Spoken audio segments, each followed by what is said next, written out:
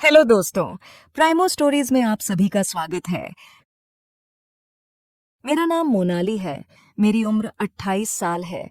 मेरी शादी को 8 साल हो चुके हैं और शादी से पहले मेरा परिवार बंजारे था। मैं बहुत चंचल और खूबसूरत हूँ।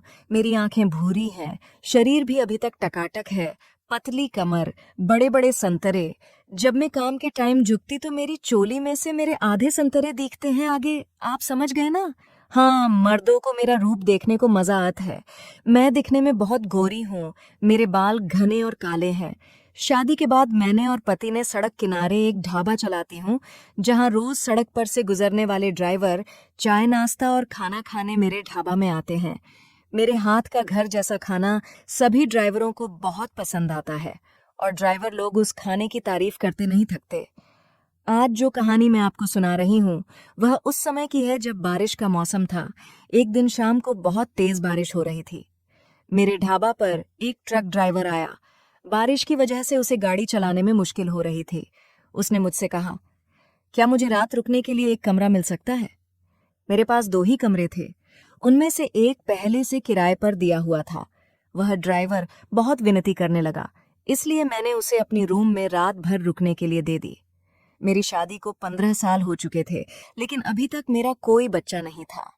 मेरा पति शेर सिंह बहुत शांत स्वभाव का था, लेकिन वह बहुत मेहनती था। हम दोनों मिलकर अपने ढाबा को संभालते थे। सुबह से रात तक हम दोनों ही वहां काम करते थे।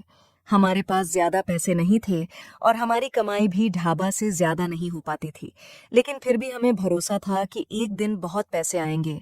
अगर हमारे पास पहले से पैसे होते तो हम एक बड़ा ढाबा खोल चुके होते। ज्यादातर ड्राइवर चाय नाश्ता के लिए ही रुकते थे और खाना में मैं पंजाबी स्टाइल में रोटी सब्जी, दाल चावल और चटनी बनाती थी। ये मेरा ढाबा का मेन्यू था, लेकिन पंजाबी ड्राइवरों को पंजाबी खाना बहुत पसंद आता था। मुझे पंजाबी और चाइनीज खाना बनाना भी आता था, लेकिन मेरा पति चाहता था कि हमारा ढाबा सिर्फ बिहार और यूपी का ही खाना परोसे। कभी कभी ऐसा भी होता कि एक भी ग्राहक खाना खाने नहीं आता था। ऐसे में मेरे पति पास के खेतों में काम करने या कभी तालाब में मछली पकड़ने चले जाते थे। वह मछलियां पकड़ते और उन्हें बेचने के लिए मार्केट में ले जाते थे। जब मेरे पति घर पर नहीं होते थे, तो ढाबा का सारा काम मुझे ही संभालना पड़ता था। ऐसे में कुछ ग्राहक चाय पानी के बहाने सिर्फ मुझे देखने के लिए और मुझसे बातें करने के लिए ढाबा आते थे। ढाबा के पीछे से एक हाईवे निकलता था, जहां से ट्रक और गाड़ियां गुजरती थीं। इससे मेरे राहत कम होने लगे थे। जो ढाबा और लॉज को जानते थे, वही लोग यहाँ आते थे। नए ड्राइवरों को ढाबा के बारे में पता ही नहीं चलता था। मेरे ग्राहक दिन ब दिन कम हो रहे थे। मेरा धंधा जैसे बंद होने की कगार पर था। घर में पैसों की कमी महसूस होने लगी थी। मछली पकड़ने से भी ज्यादा पैसे नहीं आ पाते थे, इसलिए मेरे पति शहर में मिस्त्री का काम करने चले गए। वहां मिस्त्री के काम के अच्छे पैसे मिलते थे और मेरे पति वहीं करने लगे। मेरे पति मुझसे कह रहे थे कि अब ढाबा बंद कर देना चाहिए, लेकिन मैं उनसे कहती थी कि नहीं, मैं घर में बैठकर क्या करूंगी। इसलिए मैंने ढाबा वैसे ही चालू रखा। अब मेरे पति मेरे पास 8 से 10 दिन तक नहीं आते थे। पति के दूर होने से उनकी कमी मुझे बहुत महसूस होती थी। हम एक दूसरे से बात भी नहीं कर पाते थे। पति की याद में मैं खो जाती थी। कभी सोचती थी कि वह पहले कितने अच्छे दिखते थे, लेकिन अब वैसे नहीं रहे। ज्यादा पैसा मिलने से वह थोड़ा नशा भी करने लगे थे। पहले वह इतने खुश मिजाज थे कि उनकी हंसी देखकर मुझे भी अच्छा लगता था। उनके पास मोबाइल नहीं था, इसलिए जब वह काम पर चले जाते ही नहीं कर पाते थे। पति की यादों में मैं अक्सर डूब जाती थी। कभी कभी वह मुझसे प्यार से कहते थे कि अब नशा नहीं करूंगा। उनकी बातों से मेरा गुस्सा भी खत्म हो जाता था और मैं खुशी से हंसने लगती थी। मेरी कोई औलाद नहीं थी, जिससे मैं बहुत अकेली और दुखी रहती थी, और मेरे पति को भी औलाद की चाह थी। हम दोनों ने बच्चे के लिए बहुत कोशिश की थी। पति मुझे कहते थे कि मैं तुम्हें सुख नहीं दे पाया, और मैं उन्हें समझाने की कोशिश करती थी कि सब ठीक हो जाएगा। पैसे की कमी के कारण वह अक्सर निराश हो जाते थे और उनकी निराशा मुझे भी दुखी कर देती थी, लेकिन मैंने कभी कोई जिद नहीं की। एक दिन बारिश हो रही थी और रात का समय था।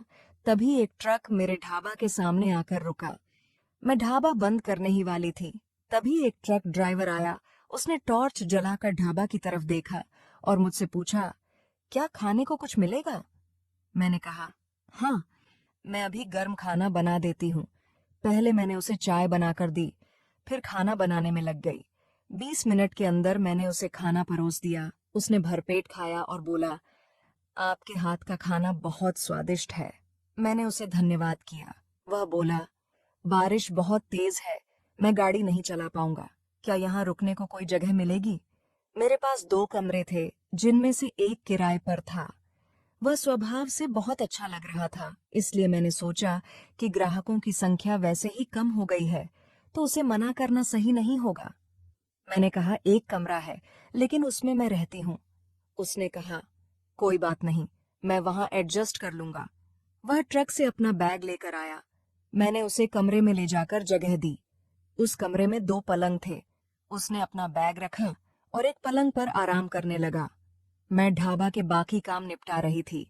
वह एक पलंग पर सो गया और दूसरे पर मैं सो गई। रात के करीब 1 बज रहे थे। बारिश रुकने का नाम नहीं ले रही थी। बिजली भी चमक रही थी। मैंने देखा कि वह ठंड से कांप रहा था। मुझे उस पर दया आई। मैंने अपनी एक चादर उसे ओढ़ा दी।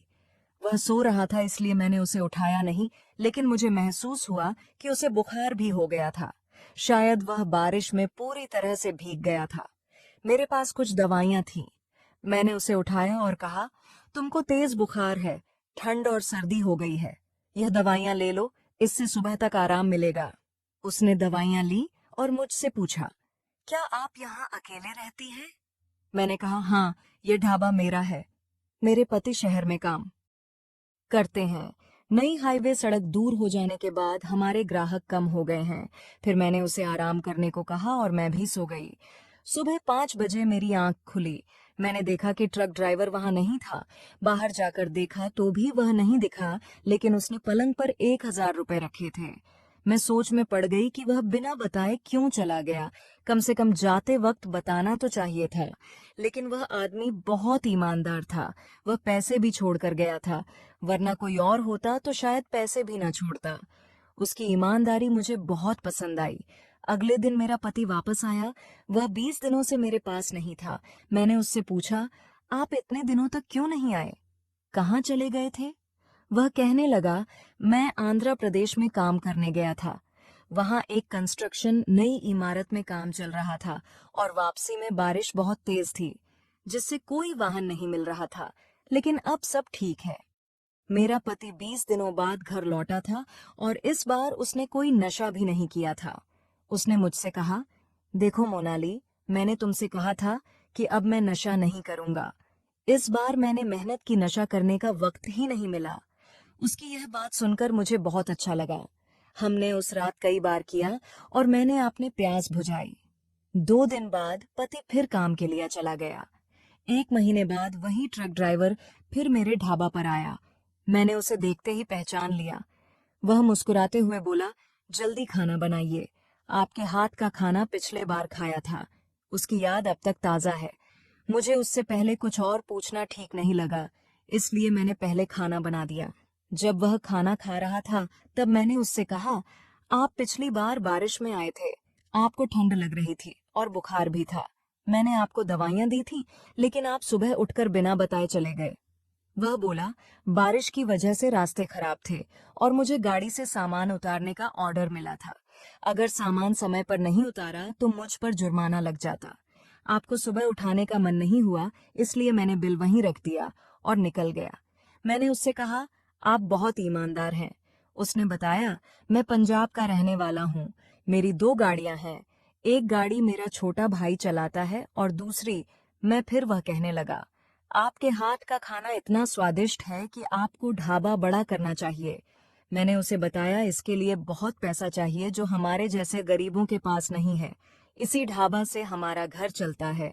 उसने जाते समय भी 1,000 रुपए देकर कहा, मुझे बिल का हिसाब नहीं चाहिए। आप अगले बार अच्छी सर्विस दीजिए। मैंने कहा, आपको सिर्फ 350 रुपए देने थे। लेकिन वो हंसते हुए बोला, रहने दीजिए, बस अगली बार और अच्छा खाना खिलाइए। उसका बात करने का तरीका बहुत मीठा था और उसकी ईमानदारी ने मेरे दिल में जगह बना ली थी। ऐसा लगा जैसे वो कोई अपना ही हो।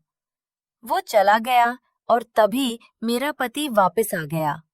मैंने अपने पति को उस ड्राइवर के बारे में सारी बात बताई और ये भी बताया कि उसने पिछले महीने 1,000 रुपए भी दिए थे और अब भी उसने खुशी खुशी 1,000 रुपए देकर गया। मेरा पति भी हंसने लगा और कहने लगा, मोनाली, तुम्हारे हाथ में वैसी ही जादू है, इसलिए ये ट्रक ड्राइवर तुम्हारे खाने से बहुत खुश हो जाते हैं। उस ट्रक ड्राइवर ने मुझसे कहा था कि अब 5 दिनों में ट्रक खाली होगा और फिर इसी रास्ते से लौटते समय भाड़ा मिलेगा, तब मैं वापस आऊंगा। मैंने अपने पति को बताया कि वो 5 दिनों में वापस आने वाला है। मैं और मेरा पति अपने अपने काम में लग गए, लेकिन जैसा उसने कहा था, वो 5 दिनों बाद वापस आ गया। मेरा पति भी उस समय ढाबा में ही था। मैंने उसे देखकर तुरंत अपने पति को आवाज दी, सुनिए जी, वो ट्रक ड्राइवर वापस आ गया है। मेरा पति किचन में काम कर रहा था। मैंने उसे बैठने के लिए टेबल लगाई, उसने खाने का ऑर्डर दिया और मेरा पति किचन से बाहर आया। लेकिन उसे देखकर वो थोड़ी देर तक वहीं खड़ा रह गया, जैसे कि उसे किसी सोच में डाल दिया हो। मैंने अपने पति से पूछा, क्या हुआ जी? आप उसे देखकर ऐसे क्यों रह गए? वो ट्रक ड्राइवर तुरंत उठकर चला गया। तब मेरे पति ने कहा, तुम्हें पता ना है वो आदमी कौन है? वो कोई आम आदमी नहीं है। मैंने अपने पति से पूछा, आखिर क्या हुआ? आप मुझे साफ साफ बताइए। तब उसने कहा, मैं पहले ट्रक ड्राइवर के रूप में काम करता था। ये भी उसी ट्रक में मेरे साथ हेल्पर के तौर पर काम करता था। लेकिन एक बार जब हम पेट्रोल पंप पर सो रहे थे, ट्रक चोरी हो गया और इसने मुझ पर आरोप लगाया कि मैंने माल के साथ ट्रक चोरी किया है। मैंने कोई गलती नहीं की थी, लेकिन मालिक ने मुझ पर विश्वास नहीं किया। मुझे 1 महीने के लिए जेल में डाल दिया और मुझसे 1,00,000 रुपए भी वसूल किए। उसी घटना की वजह से आज मैं कर्ज में हूँ और ढाबा चला रहा हूँ। मुझे अपने पति का परेशान होना समझ में आया। मैं गहरे विचारों में डूब गई। लेकिन वो ट्रक ड्राइवर वापस ढाबा आया और मेरे पति से कहा, दोस्त, जो भी हुआ उसे एक सपना मानकर भूल जाओ। आज मैं अच्छी कमाई कर रहा हूँ। तुम्हारे मन को लगा होगा कि मैंने मालिक से तुम्हारे बारे में कुछ कहा होगा, लेकिन मैंने ऐसा कुछ नहीं किया। मुझे पता था कि ये ढाबा तुम्हारा है और तुम मुझसे मदद नहीं लोगे, इसलिए मैंने इस तरीके से तुम्हारी मदद करने का सोचा। वो मेरे पति के सामने मुझसे कहने लगा, भाभी, आप ही इन्हें समझाइए। लेकिन उसकी बातें सुनने के बाद मैंने भी उससे कुछ कहने की जरूरत नहीं समझी। वो चला गया और जब उसने ढाबा छोड़ा तो उसने 1,00,000 रुपए देकर कहा, जो हुआ उसे भूल जाओ, मिट्टी पाओ पुरानी बातों पर। 2 महीने बाद हमें पता चला कि मैं गर्भवती हूँ। मैं और मेरा पति बहुत खुश हुए। हमने सारी पुरानी बातें भुला दी। दोस्तों, इस कहानी को सुनाने का उद्देश्य किसी का दिल दुखाना बिल्कुल नहीं है। अगर आपको ये कहानी पसंद आई हो तो इस वीडियो को लाइक, शेयर और चैनल को सब्सक्राइब करें। धन्यवाद।